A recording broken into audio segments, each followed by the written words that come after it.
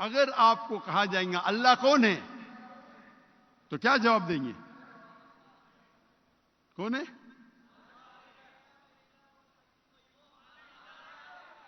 سب سے بہترین جواب اور سب سے مختصر سا جواب اللہ تعالیٰ فرماتے سورہ اخلاص میں، سورہ نمبر 112 آیت نمبر 1 سے 4، کل هو اللہ احد، کہو کہ اللہ ایک ہے، اللہ الصمد، اللہ ایبسولوٹ انٹرنل، لم یلد ولم یولد، نہ وہ جنا ہے نہ کسی کو جنتا ہے، ولم یکن لہ کفوا احد، اس کے جیسا اس کائنات میں کوئی بھی نہیں۔ یہ سب سے مختصر سا جواب ہے، اللہ سبحانہ و تعالیٰ کا ڈیفینیشن ہے۔ اس کی تعریف تو ایسا ہے، اللہ تعالیٰ فرماتے سورہ لقمان میں، اگر آپ سارے پیڑ کو دنیا میں قلم بنا دیں گے اور سارے سانس، سارے سمندر اور 7 سمندر ملا کے شے بنا دیں گے، انک بنائیں گے، تو بھی آپ اللہ تعالیٰ کی تعریف نہیں لکھ سکتے۔ لیکن سب سے مختصر سا جواب ہے سورہ اخلاص۔ سورہ اخلاص is the litmus test, touchstone. Touchstone, آپ سونے کو جاننے کے لیے سونا کتنا کھرا ہے جاننے کے لیے کیا کرتے؟ آپ ٹچ سٹون کے اگینسٹ سونے کو رب کرتے ہیں، رگڑتے ہیں، اور جس طریقے سے اس کا رنگ آتا ہے ہم چارٹ پہ دیکھتے ہیں اور کہتے ہیں کہ سونا 24 کیرٹ ہے یا 22 کیرٹ ہے یا 18 کیرٹ ہے، یا سونا نہیں ہے، کیونکہ ہر چیز جو چمکتی ہے وہ سونا نہیں ہے۔ سورہ اخلاص اللہ کو پہچاننے کا تلسمہ ہے، اللہ کو پہچاننے کا ٹچ سٹون ہے، لٹمس ٹیسٹ ہے۔ مثال کے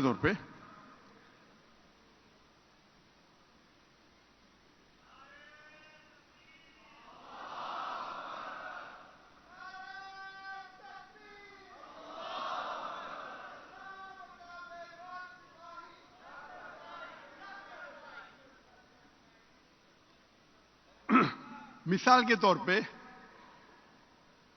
کئی انسان کہتے ہیں کہ بھگوان رجنیش خدا ہے۔ ہم ابھی چیک کریں گے اس تلسمے کے ساتھ سورہ اخلاص کے وزن پہ، کیا بھگوان رجنیش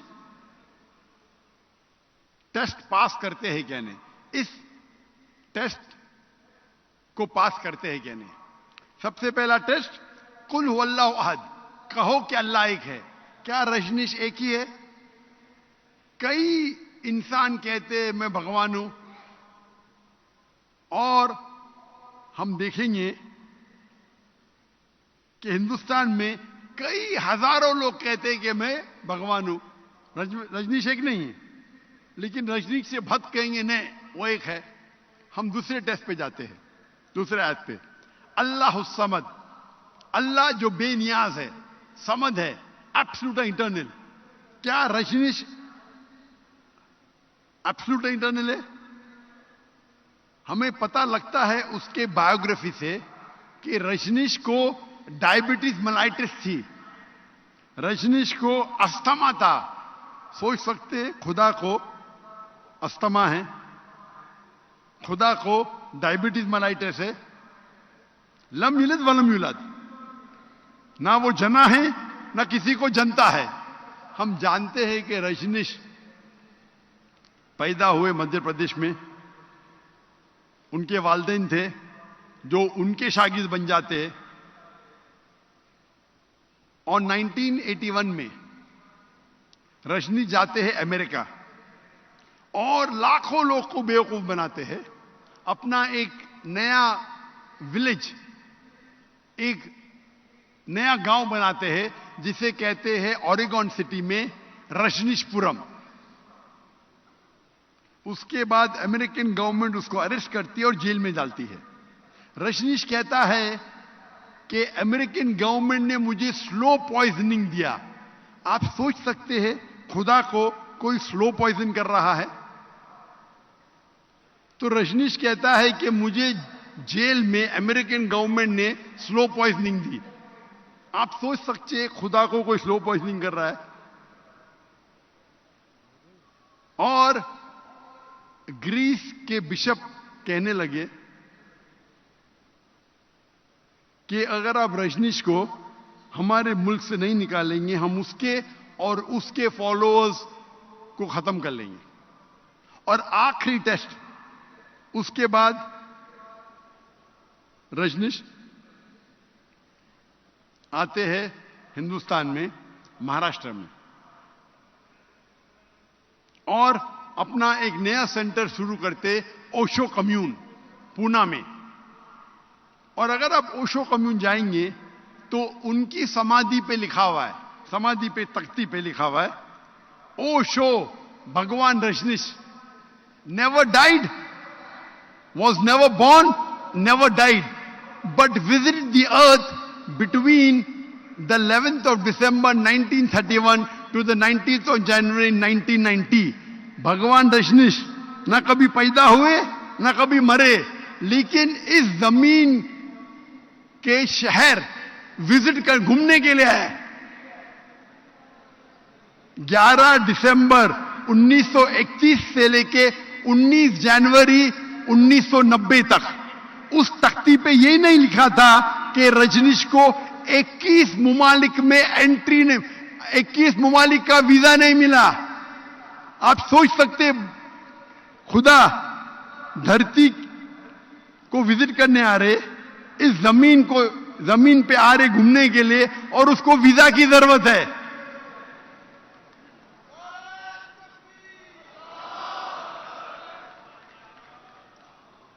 اور یہ آخری ٹیسٹ ولم یکن لہ کفوا احد, اس کے جیسا کوئی نہیں. یہ ٹیسٹ اللہ کے علاوہ کوئی پاس ہی نہیں کر سکتا ہے. ولم یکن لہ کفوا احد, اس کے جیسا کوئی نہیں. اگر آپ اللہ کو اس کائنات میں کسی کے برابر کمپیئر کر سکے تو وہ اللہ ہی نہیں. وَلَمْ يَكُنْ لَهُ كُفُوًا أَحَدٌ. مثال کے طور پہ اگر کون کہتا ہے کہ خدا آرنلڈ شوارزنیگر, آرنلڈ شوارزنیگر کا نام سنیں گے آپ نے, جس کو مسٹر یونیورس کا ٹائٹل ملا تھا, مسٹر ورلڈ آرنلڈ شوارزنیگر. اگر کوئی کہتا ہے کہ خدا آرنلڈ شوارزنیگر سے 1000 گنا طاقتور ہے, اگر آپ اللہ کو کسی سے کمپیئر کر سکے دنیا میں, چاہے آرنلڈ شوارزنیگر ہو, چاہے دارا سنگھ ہو, چاہے کنگ کانگ ہو, چاہے 1000 بار ہو, لاکھ بار ہو یا کروڑ بار ہو, وہ اللہ ہو ہی نہیں سکتا. وَلَمْ يَكُنْ لَهُ كُفُوًا أَحَدٌ, اس کے جیسا کوئی نہیں ہے.